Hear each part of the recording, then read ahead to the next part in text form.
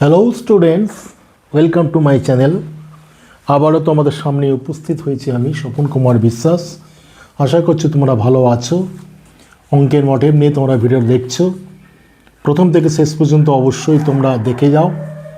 অবশ্যই তোমরা এই পর্বের কম্পাউন্ড ইন্টারেস্ট বা চক্রবৃদ্ধি সুদ নিয়ে তোমাদের আলোচনা ভালো লাগবে বলে আমার বিশ্বাস। এই পর্বে আলোচনা করব তোমাদের পৃষ্ঠা নাম্বার 112 কোষে দেখি 6.1-এর 22, 23, 24 তিনটে পরপর অঙ্ক তোমাদের সামনে উপস্থাপন করব। তোমরা দেখো কি করছি। 22 দাগের অঙ্কটা দেখো, শতকরা বার্ষিক কত চক্রবৃদ্ধি হার সুদে 10,000 টাকা 2 বছরের সমূল চক্রবৃদ্ধি 12,100 টাকা হবে তা হিসাব করে দেখি।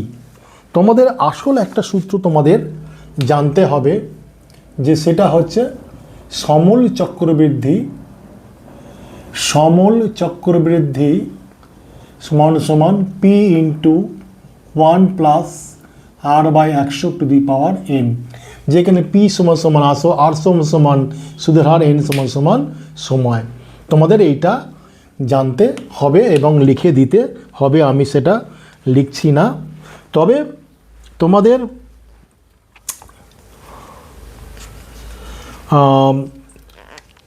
তোমাদের এই সূত্র প্রয়োগ করে অ্যাপ্লাই করে তোমাদের সামনে উপস্থাপন করছি। তোমরা এই সূত্রটাকে কাজে লাগিয়ে তোমাদের পরে এই অঙ্কগুলো তোমরা করতে হবে পরপর 22, 23, 24 থেকে। তবে এই অঙ্কের ক্যালকুলেশনের একটা টেকনিক আছে, সেই টেকনিকটা কি তোমরা দেখো। তাহলে সমূল চক্রবৃদ্ধি বলেছে কত? 12,100। তাহলে লিখবো 12,100 সমান সমান পির জায়গা আসল কত বলেছে? 10,000, তাই ফেললাম। ওয়ানের জায়গা 1 ফেললাম।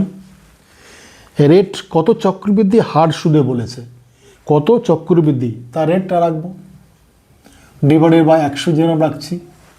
এন মানে কত বছর বলেছে? 2 বছর বলেছে। ব্যাস, অঙ্ক শেষ। তাহলে কি করবোটা কি? তাহলে এখানে লিখব 1 plus R by 100 to the power 2 সমান সমান এখানে কি লিখতে পারি? 12,100 ডিভাইডেড বাই 10,000, তাই নাকি? এটা এদিকে থাকলে, এটা রাখলে এদিকে নিচে চলে আসে। তাহলে এটা রাখলাম, এটা রাখলাম, এটা করলাম, এটা করলাম। তাহলে কি এখানে কী পেলাম? 121/100। সেটা সমান সমান কী লিখতে পারি? 11/10 to the power whole square.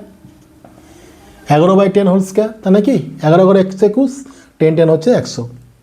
তাহলে এইবার দেখো, যখন সমান সমানে দুই দিকে পাওয়ারের পাওয়ার যদি সমান থাকে, তাহলে বেজের মানগুলো সমান হবে। যেহেতু পাওয়ারের সমান, তাহলে অতএব বেজের মানগুলো সমান হবে। তাহলে সেই হিসাবে লিখতে হবে, অতএব 1 প্লাস আর বাই 100 সমান সমান 11/10। তাহলে বা আর বাই 100 সমান সমান 11/10 মাইনাস 1। তাহলে এখানে কত হচ্ছে? 1/10। তাহলে অতএব আর সমান সমান হচ্ছে 100/10 সমান সমান হার। তাহলে আর রেট অফ ইন্টারেস্ট কত হচ্ছে? 10%। আশা করছি তোমরা অঙ্কটা বুঝে গেছো। 23 দাগের অঙ্কটা তাই একই। এখানে রেট বার করতে বলেছে, এখানে কিন্তু তোমার সময় বার করতে বলেছে। 23 দাগের একই সূত্র ফেলবো, ওই সূত্রটা ফেলবো, ফেলে অঙ্কটা করব। তাহলে সমূল চক্রবৃদ্ধি কত আছে? 7,500। তাহলে লিখব 7,500 সমান সমান আসল কত আছে? 50,000। তাহলে 50,000 ফেললাম। তাহলে ফেলার পর 1 প্লাস এখানে কি বলেছে? 23 দাগে তো, হ্যাঁ, রেট অফ ইন্টারেস্টও বলে দিয়েছে। রেট অফ ইন্টারেস্টটা ফেলে দিলাম 10/100, আর এটা এনটা বার করতে বলেছে। তাহলে এনটা বার করবো কী করে? দেখো আগেরই মতো। তাহলে 1 plus 10/100 two the power N, সেটা সমান সমান 60,500 ডিভাইডেড বাই 50,000। বোঝা গেল? 60,500 ডিভাইডেড বাই 50,000। তাহলে এখানে কত পারবে? 110/100 টু দি পাওয়ার এন। আর এখানে কি পাচ্ছি? এখানে তোমার পাবো 2 শূন্য 2 শূন্য কাটি, এখানে পাচ্ছি 5 বারং 60 1, আর এখানে পাচ্ছি 100, 5 দিয়ে কেটে দিচ্ছি, তাহলে 100। তাহলে এখানে কত পাবো? 11/10 হোল স্কয়ার। আর এখানে তাহলে এখানে এই জায়গাটা এটা লিখে আনবো 11/10 হোল স্কয়ার। তাহলে এখানে কাটলে কত হচ্ছে? 11/10 n, এখানে 11/10। এখানে বেসটা একই, আগেরটা কি করেছিলাম? আগেরটা ছিল কি পাওয়ার একই ছিল, বেসটা সমান করে দিয়েছি। তাহলে এখানে বেস একই 11/10 11/10, তাহলে পাওয়ারটা একই হবে। তাহলে অতএব n = 2 হবে। তাহলে কত বছরে হচ্ছে সুদ? কত বছরে হবে এটা? 2 বছরে। আশা করছি 23 অঙ্কটা বুঝে।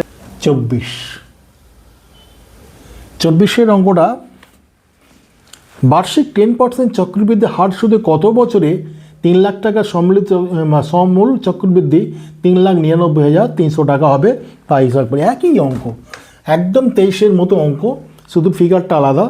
এবার দেখো কি করছি। তাহলে আসল কত হচ্ছে? 3 লাখ। 2 3 4 5, 1 প্লাস রেটটা কত? রেটটা হচ্ছে 10/100 টু দি পাওয়ার এনটা বার করতে বলেছে, এন বার করলাম। সেটা সমান সমান কত হচ্ছে? 3,99,300। 3,99,300 একই। তাহলে 1, তাহলে এখানে যোগ করলে কত হচ্ছে? এখানে যোগ করলে কত হচ্ছে? 110/100 টু দি পাওয়ার n।